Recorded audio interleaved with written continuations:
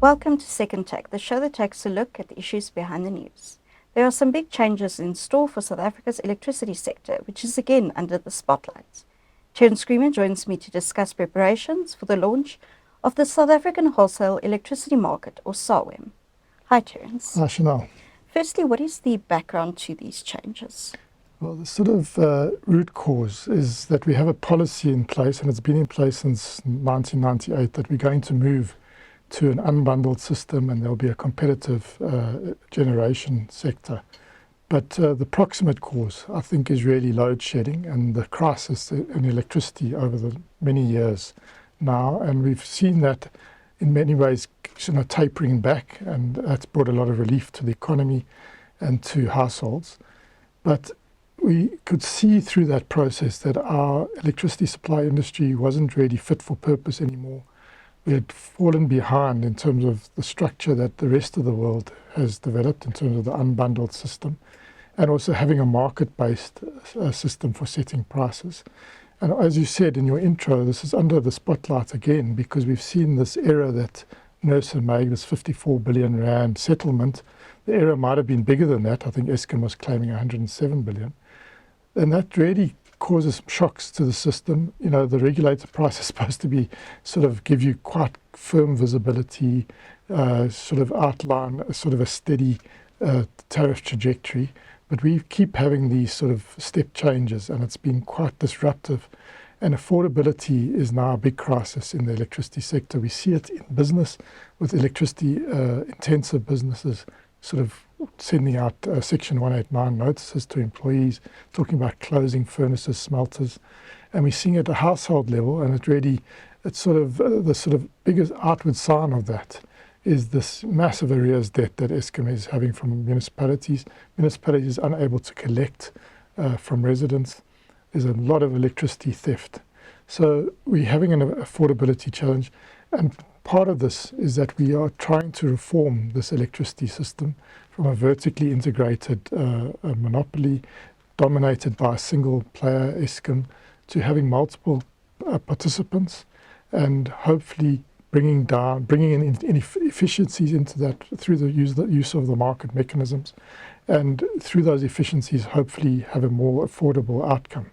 But that's really the background. The big background is that we're embarking on a massive reform of the electricity sector, and one of the components of that is SAWEM, and that's what we see some of the processes underway now to get that going.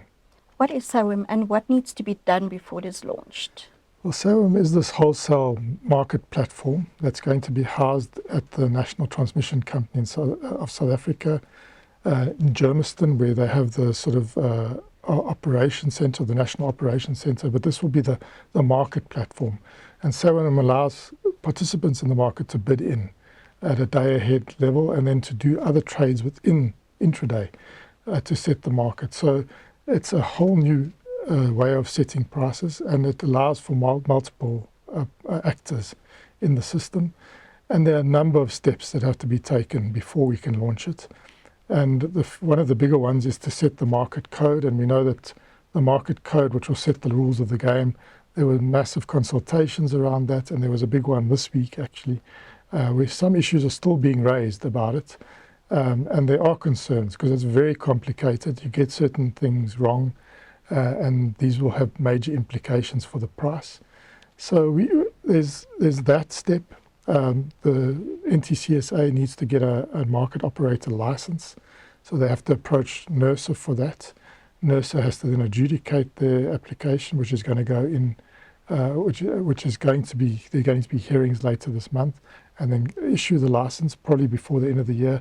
Only then can they submit the market code to NERSA for its adjudication of the market code, and there could be changes there. And as I say, these are very delicate matters, and any change has an implication. So that's going to be a big one to watch. And the view is that in the first few months of next year, we should have the market code. Then because we're moving from a legacy system, a vertically integrated system, to a competitive one, there's going to be a transition period. It won't be a big bang. This is an evolution, not a revolution. So there'll be something called vesting contracts between the NTCSA and Eskom Generation, Eskom Distribution. The composition of that is also going to be vital. I think could also be subjected to the regulatory approval because it has such a important impact on whether this is going to work or not. And so that has to be finalized. And then we're going to have to open up the market to other participants. And one of the sort of stipulations is that you have to graduate from a SAWEM school before you can participate in this. So there's a clamour, there's an oversubscription to be part of the school. NTCSA is running it across the country. It's a 3-day workshop, and you need to get certified. And without that certification, you as a company, as an individual, can't participate when it's launched. A soft launch date sort of is tentatively set for the 1st of April. But if we look at the amount of regulatory approvals that are needed ahead of that, I think that would be optimistic. But during the course of 2026, I think we are going to see the launch of SAWEM with all the legacy issues having to be dealt with within that. And it's really only the start of a process to a much more competitive market, but it's an important milestone. This forms part of a suite of interconnected changes that need to be made. Yes, everything's interconnected in this electricity supply system. You make one little change here, it has an implication elsewhere. We saw that this week in Parliament when NERSA explained their error. I mean, you get the regulatory asset base calculation wrong. It has major implications downstream in the way your calculation of the allowable revenue for Eskom comes out, the figure that comes out. So, and we saw the settlement was 54 billion. It's no small change, and it has major implications now for the tariff. So it's interconnected. All the other reforms that need to take place are interconnected with this. And, we've seen private IPPs starting to play a role, mostly through bilateral PPAs. We're starting to see multilateral power purchase agreements starting to emerge now. But this will be a market where you can bid in daily or a day ahead, and then also make changes during the day.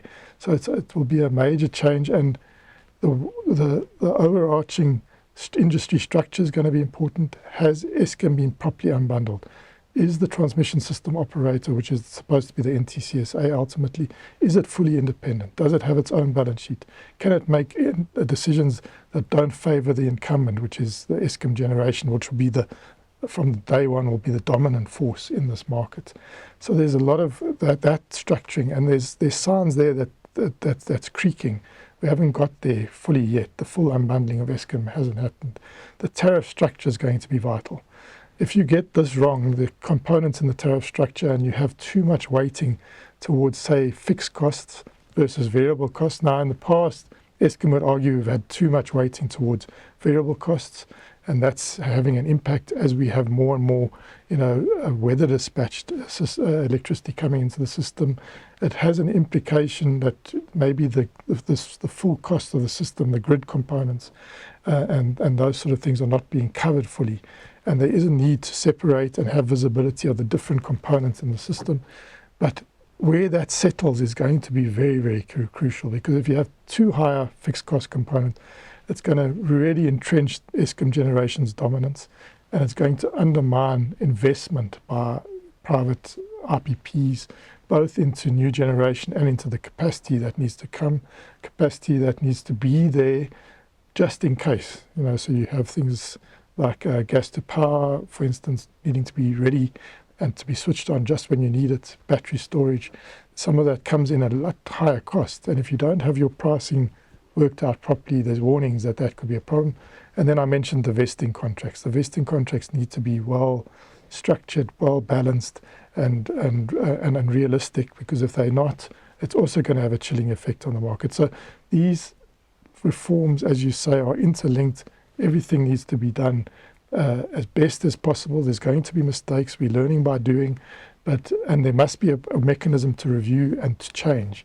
But if you don't do that, if we don't launch, I think then we're going to be stuck in a model that's not fit for purpose.